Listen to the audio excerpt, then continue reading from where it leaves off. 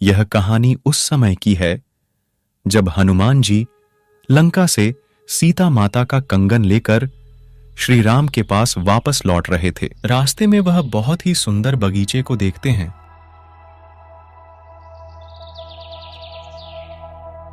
अरे वाह, ये तो बहुत ही सुंदर बगीचा है। बड़ी बड़ी नदियां भी है। नीचे जाकर स्नान कर लेता हूं।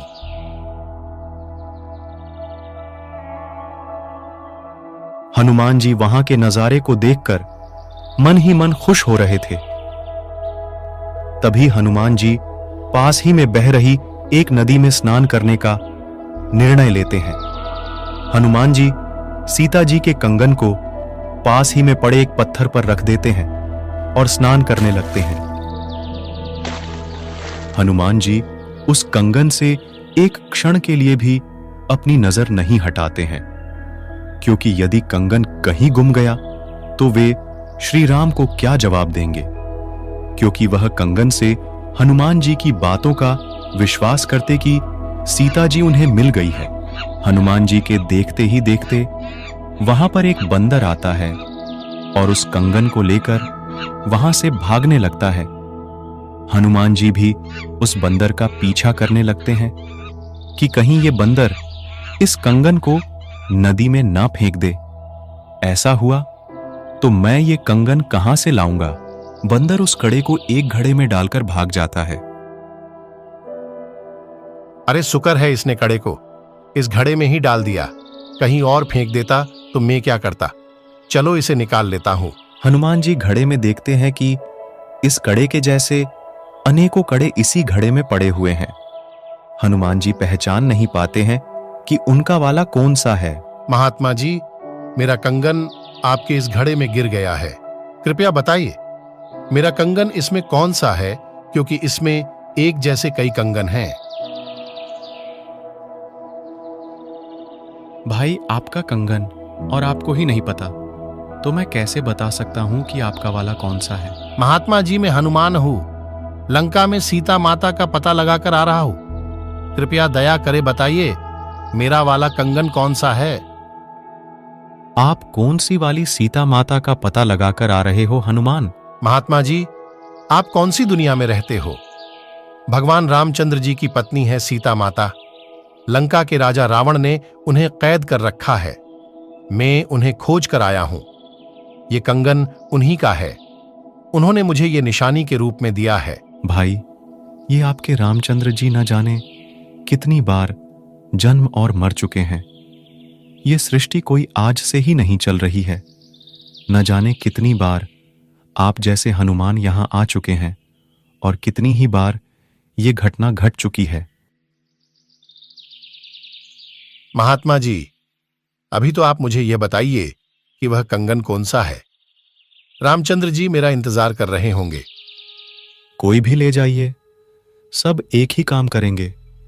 सब आप ही के द्वारा डाले गए हैं। महात्मा जी, चलो आपकी बात मैंने मानी कि ये सब मेरे ही द्वारा डाले गए हैं, लेकिन हर बार हनुमान लेकर भी तो जाता है, इसी में थोड़ी छोड़ जाता है। हाँ, लेकर भी जाता है, लेकिन इस घड़े में ऐसी शक्ति है जिससे कि इसमें कुछ भी डालो तो वह सामान दो में बदल जाती है। आप चाहो तो प्रयास करके देख सकते हो। हनुमान जी ने पास रखी एक कटोरी उठाई। हनुमान जी को बहुत आश्चर्य हुआ और महात्मा जी की बात कुछ सच लगने लगी, लेकिन सोचा कि अभी तो चलता हूं, बाद में कभी बात करेंगे। हे महात्मा, आप कौन हैं? आपका नाम क्या है? मेरा नाम मुनींद्र ऋषि है। राम जी का वनवास का समय पूरा होने पर, राजतिलक होने के बाद सीता जी सभी योद्धाओं को उपहार प्रदान कर रही थी। सीता जी ने हनुमान जी को अपनी सबसे कीमती मोतियों की एक सुंदर माला दी।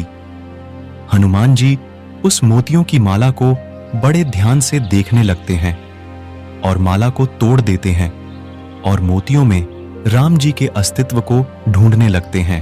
तभी हनुमान की इस हरकत से सीता जी हनुमान को लताड़ देती है और कहती है कि हनुमान, तू रहेगा बंदर का बंदर ही। माता जी, मुझे इन मोतियों से क्या काम था? मैं तो ये देख रहा था कि इनमें किसी में राम का नाम हो तब तो मेरे काम के है, वरना ये कंकर मेरे किसी काम के नहीं है। सीता जी के इस बर्ताव से हनुमान जी अयोध्या नगरी से चले गए और जंगल में एक पहाड़ी पर जाकर बैठ गए।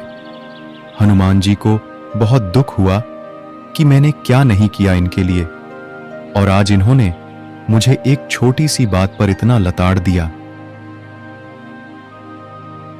कुछ देर बाद वहां एक साधु आए और कहा,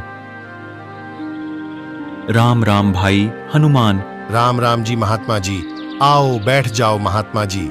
अयोध्या में भगवान रामचंद्र जी आए हुए हैं। 3 लोक के स्वामी रामचंद्र जी का आज राज्याभिषेक है। भाई, हम तो उस राम के भक्त हैं जो कभी जन्मता मरता नहीं, वो मां के गर्भ से नहीं जन्मता।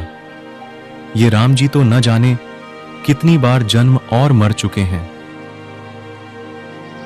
अच्छा, यही बातें मुझे एक मुनींद्र नाम के ऋषि जी भी कह रहे थे। जब मैं लंका से लौट रहा था तो वो मुझे एक सुंदर बगीचे में मिले थे।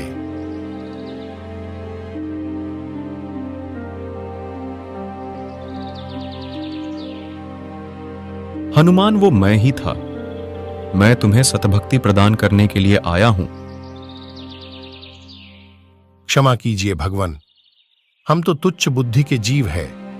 कृपया करके मुझे आपका संपूर्ण ज्ञान समझाइए और सतभक्ति प्रदान कीजिए।